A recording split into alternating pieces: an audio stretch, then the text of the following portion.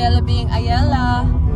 So join us because we're going in the salon with Mommy Ayan, Ate Jam, and Ate Cha. Alright, nandito na tayo sa salon kay na Ate Malu. Inassess na yung aming mga hair, kung anong gagawin, and yeah, nagsimula na.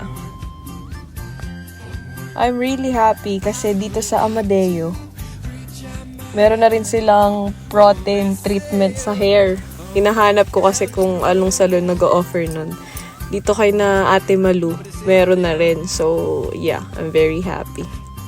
Tapos, syempre, sinimulan na rin ng aking mga ate. Ate Jam, Ate Cha, Ate Keisha.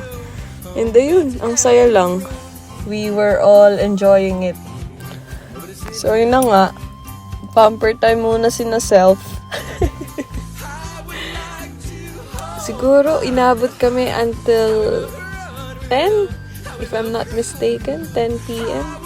Pero yun, it was a great experience, masaya.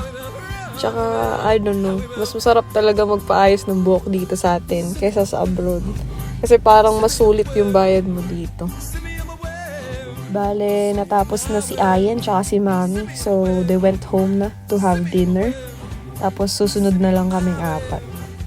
Ayun, thanks for watching. Alright, bye!